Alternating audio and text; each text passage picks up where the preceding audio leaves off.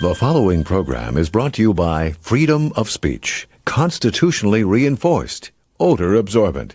It's the only amendment that keeps you feeling fresher, freer, and more feminine. Lemon-scented freedom of speech since 1787. This pussy grabs back. The Cary Harrison Files. CaryHarrison.com.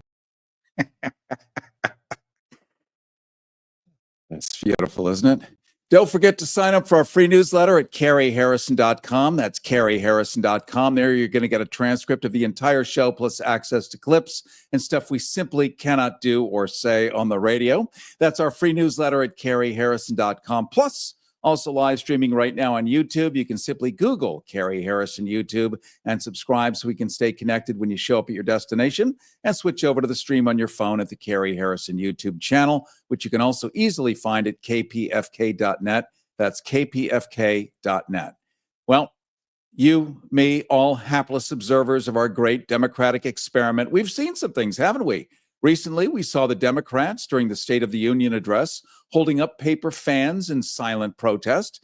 The resistance chose to sit on their flattened scrotums, seen but not heard, as it appears to still be the case even now. Yet a 77-year-old African-American Democratic congressman from Texas, Representative Al Green, erected himself and rapped his walking stick against the back of a chair in protest, literally stealing the spotlight, and worst, the TV camera shots from the president. Hundreds of brave and strong GOP members would soon applaud as the crippled black congressman was forcibly escorted from the chamber. It's withering to imagine the potential force of that cane, ruthlessly bludgeoning the back of a hapless chair and potentially being unleashed across that august parliamentary body. We witnessed hundreds of quaking politicians cowering against the horrifying threat of a septuagenarian lifting his support crutch. Finally, sweeping into the rescue with a banging gavel was testosterone-pumping Republican Speaker of the House, Mike Johnson. Mr. Johnson, best known for having his private sexual peccadillos personally monitored by his own son via a mobile app, spotted the obvious threat from the withered husk grappling a cane. Speaker Johnson knew that calling the sergeant of arms might be the only way to protect hundreds of politicians under siege. Quickly, order was restored, and Mr. Green has subsequently been censured by act of Congress for having a Zelensky-like lack of gratitude or a bad case of white meningitis. Likewise, we've recently seen a former NFL punter get tackled by the cops at a city council meeting for daring to object to an official MAGA acronym at one of Benjamin Franklin's vaunted American inventions, the public library.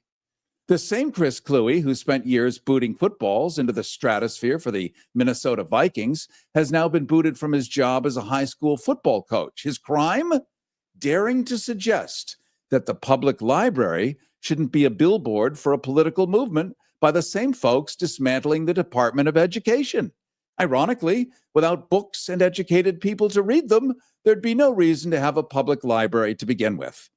Well, he's written books often found in public libraries, designed games, and advocated for LGBTQ and human rights in general, with the same precision he once used to pin teams to their own 5-yard line. He is, in short, a problem for people who prefer their athletes apolitical, their libraries ideologically empty, and their city council meetings free of anything resembling a spine.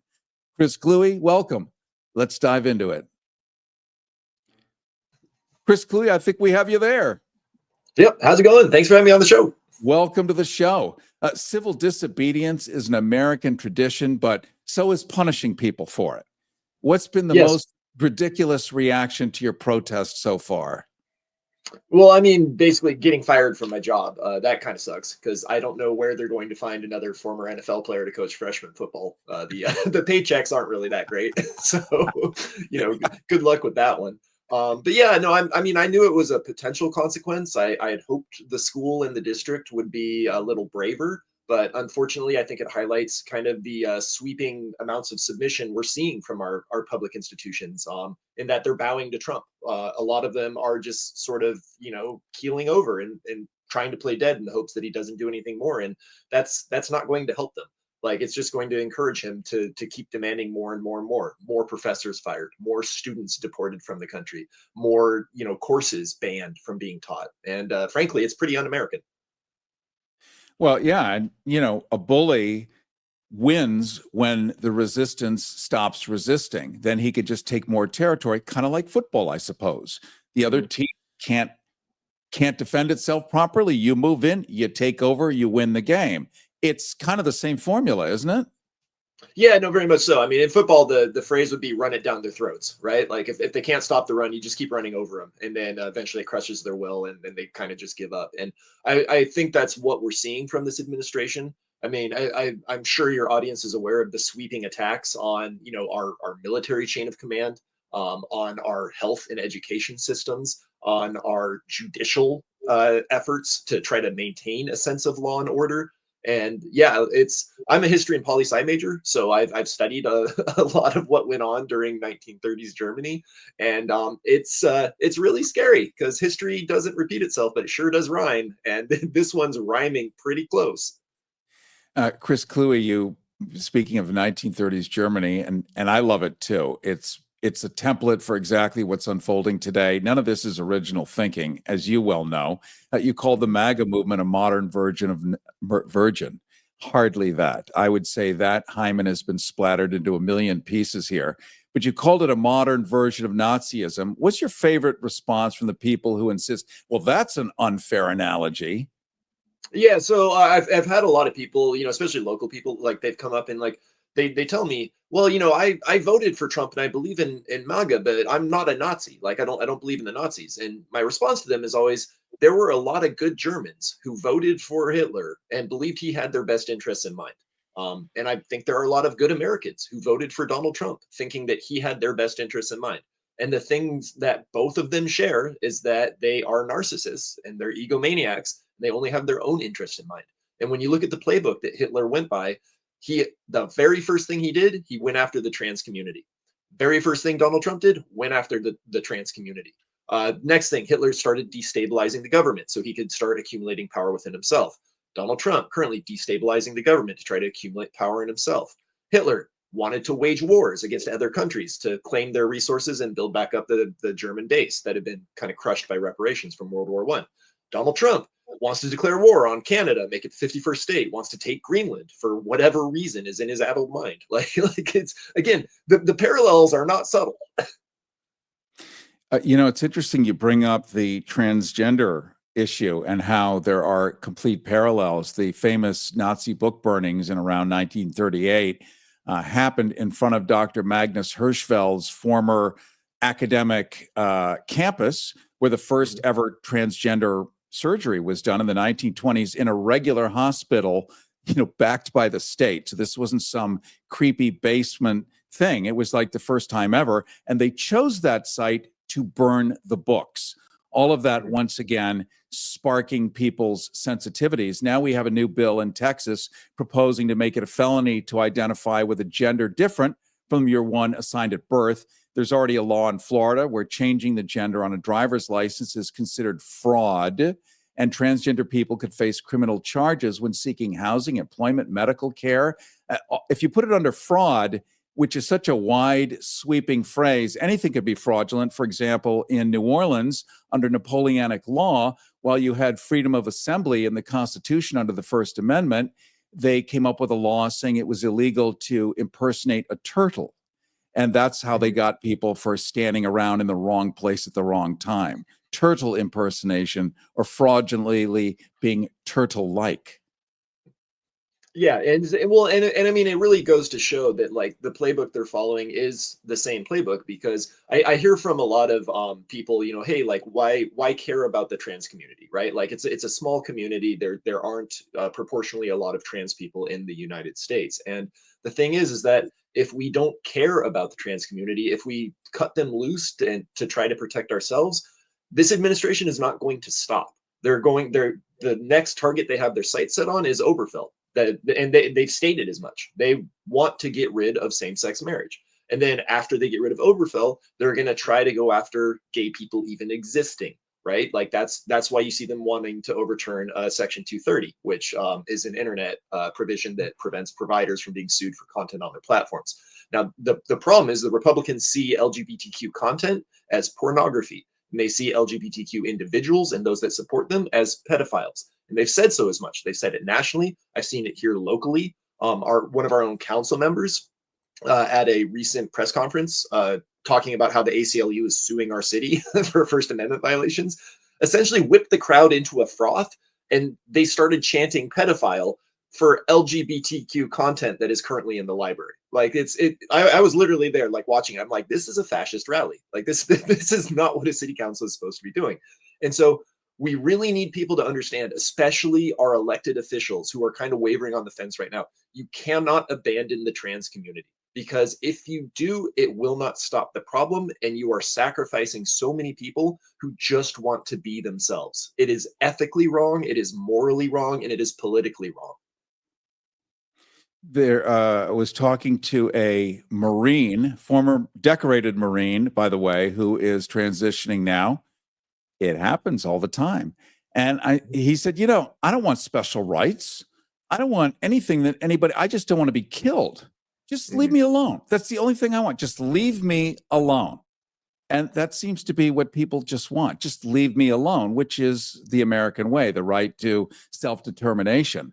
But fascism is an entirely different instrument. And I think the cure that a lot of us think we're supposed to have is just legal cures in what's clearly a organized crime takeover. These are mafia moves we're seeing, and they don't respond the same way as if, Richard Nixon broke the law and he's going to be held accountable. This is something different, it seems to people. Right. And I can actually speak to that, because back when I was speaking out for LGBTQ rights, when I was playing in the league, it felt I got a lot of the same attention. A lot of the same things were happening, but it felt like we were still operating within the bounds of the American political system. Right. There were two sides. Each side was going to present their points. People would vote on it, and then we'd abide by the outcome. Now it feels like one side is, are we going to be America? And then the other side is, are we going to be something else? And that's the really scary part, because as we've seen with MAGA, they don't believe in the Constitution. They don't believe in the American dream. You cannot wave an American flag and support a man who posts a picture of himself with a crown on his head. Like, those two things are fundamentally opposed to each other. So as a country, we have to figure out, are we going to be Americans, or are we going to be something else that's probably going to be way worse? Well, the conundrum is that you and I see Americans through the prism of the founding fathers, and other people see being American as they are ordered and rewarded for fantasizing what it really means. So it's become two separate entities. And George Washington was offered to become a king at one point. That they figured that was the only way we were going to really get stuff done, is you just got to concentrate the power, go back to it, but at least he'll be a benevolent king. He said, no, that's the whole point. No. English being the official language under the founding fathers. No, we're never going to speak the one language the king speaks because he wishes it. Same with the one religion that the king happens to be head of the church, by coincidence only, of course. So we don't have any of these things now. By a signature in a White House that people believe is real, the way they believe a dollar has a value of a dollar, or whatever they believe it is, because they believe it. If they stopped believing a dollar had any value whatsoever, the entire economy would crash. So this is really just Kool-Aid that is being poured and drunk at a faster pace than we can point out what the ingredients are. Yeah, and the other thing that we really have to address as a country is the rise of propaganda in the United States. You look at the right-wing propaganda sites, Fox News, OANN, Newsmax, Facebook to a lesser extent, YouTube, certain portions. Like it is a fire hose of disinformation and misinformation going straight into people's brains. And we have to figure out how to deal with that, because I've had conversations with people who believe things that are just factually untrue, and they won't admit that they are factually untrue. And I don't know how to solve a problem if we're not both operating in baseline reality. So we have to figure out how to get people back to baseline reality, where when you say this is what the Constitution means, we don't have a king, they understand that this is what the Constitution means, we don't have a king. Cary Harrison with you. This is the Cary Harrison Files, reminding you that you can get our free newsletter at caryharrison.com, where you're going to get a transcript of this show. You're going to get clips. You're going to get archives of all the other shows. It's for free and for fun at caryharrison.com. We're talking right now to Chris Klewe, author of the acclaimed political essay collection, Beautifully Unique Sparkle Ponies, author of the novel Otaku, contributor to the anthology Press Start to Play, and the lead designer of the tabletop card game Twilight of the Gods. He's also a staunch advocate for LGBTQ plus rights, as well as basic human rights in general. You can find him online on Blue Sky, which is the new alternative to Twitter X, at Chris Warcraft, at Chris Warcraft. And Chris, you've written video games, as I just mentioned. You've designed a card game, written a book, Beautifully Unique Sparkle Ponies, even created a series for Amazon Prime, which I happen to be aware of, and now I know it was you, and I did enjoy it. It seems that the world of literacy and ideas don't jibe with bigotry and small-mindedness. Yeah, and that's one of the big reasons why I protested against including this MAGA plaque on our local library in Huntington Beach, is that a library is supposed to be an apolitical place filled with knowledge where anyone can come and read a book. You know, regardless of your political affiliation, you can walk into the library, check out the book you want to read, and know that the book is appropriate because it's been vetted by librarians who that is their job. They spend a lot of time and they have to go through a lot of education in order to get that job.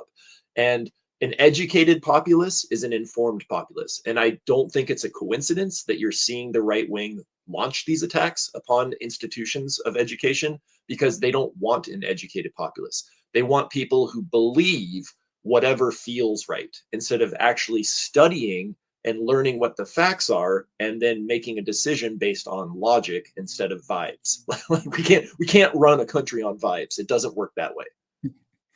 I have to say, I am loving every second of this conversation. This is like the most highfalutin, complex, wonderful conversation, and it happens to be with an NFL player, which makes it triply more interesting and amazing to me. What's more concerning to you, Chris Klewe, how easy it is to get fired for protesting, or how many people are actually okay with it?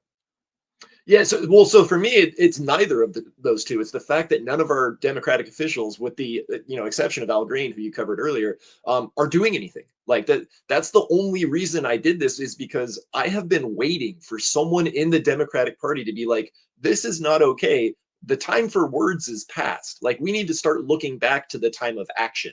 Right, like the protests against the Vietnam War, the civil rights of the 1960s. The right for women to vote, the suffragette movement. Like that's the time we're in right now. And that time demands civil disobedience, because we have a government that doesn't listen to us. It does not care what's best for its community. And we have to find a way to get them to understand that what they're doing is wrong. It's harming the country, and it's un-American. And how do we get, not that there is no easy answer, otherwise it would already have happened likely, but how do we get these elected representatives who sit and hold up fans during, I mean, everyone should have been Al Green. And had they been, we might have had a whole different turnout and an entirely stimulated populace, and a plebiscite, and a body of Congress actually sparking to life. How do we put a little heat under their rear end and get them to rise off their fanny? Start primarying every Democrat.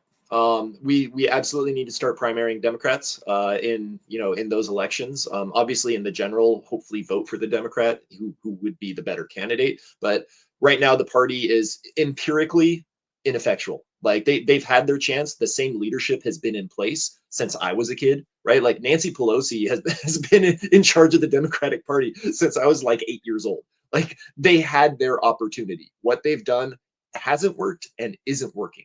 We need the younger branch of the Democratic Party to take over and start speaking to the younger generation, because the older generation just isn't getting the job done. And it's a shame, because it really seems like when John Lewis passed away, the party forgot how to cause good trouble. And that's what we need right now. And frankly, I'm only seeing it from, Al Green and a couple younger Democratic officials, like AOC, Ilhan Omar. I think Maxwell Frost is another one. Like, those are the people we need leading the country, and those are the people we need other Democrats to stop fighting against. We need you to get behind them because they know what to do, and you need to start listening to them and following their lead. Well, yes. I love the sound of this.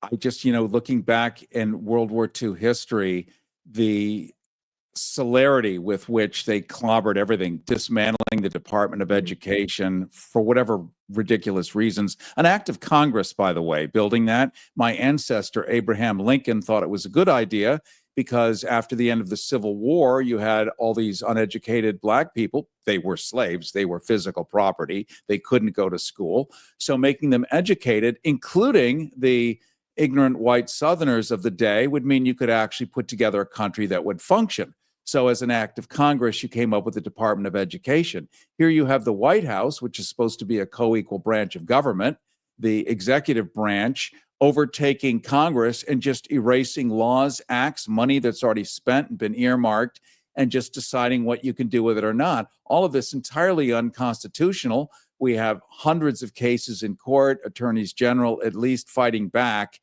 But I think what you're saying, Chris Klewe, and I agree with you entirely, is you and me and Timmy and Mildred and Jason and Jennifer, we got to show up because we can't leave it to the grownups who are half in the bag and, I don't know what they're doing, but they ain't screaming and yelling.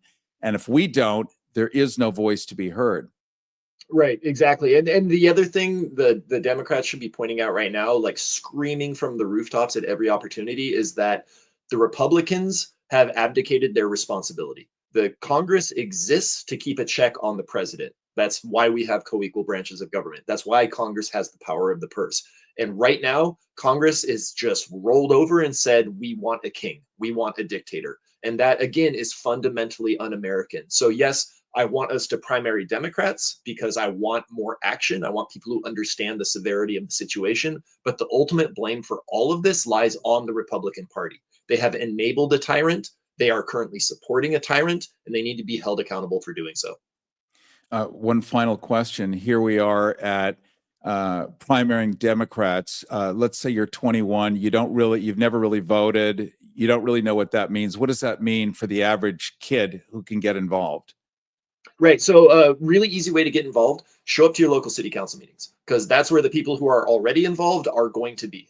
You'll make connections in your local community. Your local Democratic clubs are another good way. There's a lot of them at universities and colleges. There's a lot of them that are just kind of run on their own.